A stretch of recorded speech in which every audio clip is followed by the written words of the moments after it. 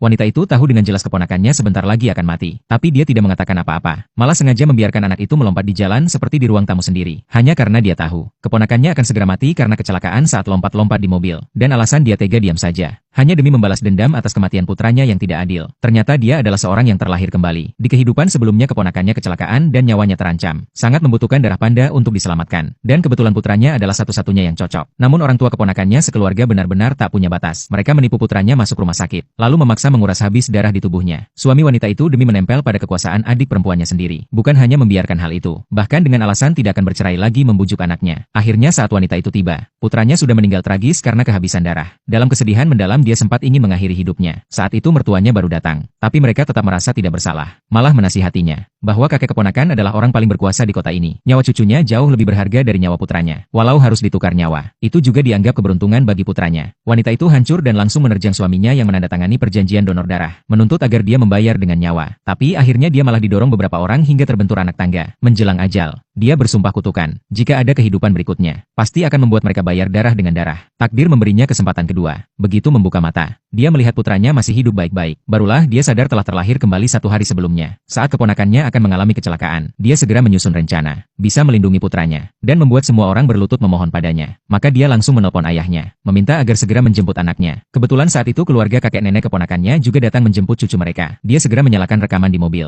lalu pergi mencari suaminya. Berbohong bahwa putra mereka kecelakaan, butuh donor darah segera. Meminta agar dia membawa keponakan untuk menolong. Suaminya langsung menolak. Saat itu keponakannya terus melompat di jalan, hampir saja tertabrak mobil. Supir marah besar dan membentak. Tapi neneknya malah melindungi cucu. Bilang anak kecil menari lompat-lompat itu wajar. Bahkan memberinya permen sebagai hadiah karena melompat bagus. Toh dia cucu orang kaya 3 generasi. Berbeda dengan orang miskin. Wanita itu hanya menatap tanpa menghentikan. Karena dia ingat, setengah jam lagi kecelakaan akan terjadi. Dia pun kembali memohon agar keponakan mau donor darah untuk putranya. Nenek itu langsung menolak. Bahkan dengan nada lebih keras. Wanita itu tersenyum dingin. Balik bertanya jika hari ini yang butuh darah adalah keponakan. Apakah mereka juga akan sekejam itu? Nenek itu marah, mengira dia sedang mengutuk cucunya. Hampir saja menamparnya. Tak disangka wanita itu langsung menahan dan menepisnya. Dengan suara dingin dia mengingatkan, ingatlah kata-kata hari ini. Jangan sampai nanti malah datang memohon padanya. Tapi nenek itu meremehkan. Bahkan bersumpah sekalipun ada hari itu datang, dia tidak akan pernah merendahkan diri meminta pada wanita itu. Dan semua perkataan itu terekam jelas di alat perekam mobil. Wanita itu mendapat apa yang diinginkan, lalu berbalik hendak pergi. Tak disangka, kakek dan ibu keponakan juga datang. Mendengar bahwa wanita itu ingin mengambil darah anak mereka, mereka langsung marah besar. Kakeknya angkuh berkata, darah cucunya itu darah mulia. Mana mungkin diberikan pada anak hinaan itu. Lalu sebagai hukuman untuk wanita itu, dia langsung mengumumkan akan memberi jabatan dan kenaikan gaji untuk suaminya yang brengsek. Syaratnya harus segera mengusir wanita itu dari rumah. Suaminya tak kuat menahan godaan, memaksa wanita itu menandatangani surat cerai, membawa anak keluar rumah dengan tangan kosong. Tanpa sadar, itulah yang memang ditunggu wanita itu. Begitu bercerai, saat nanti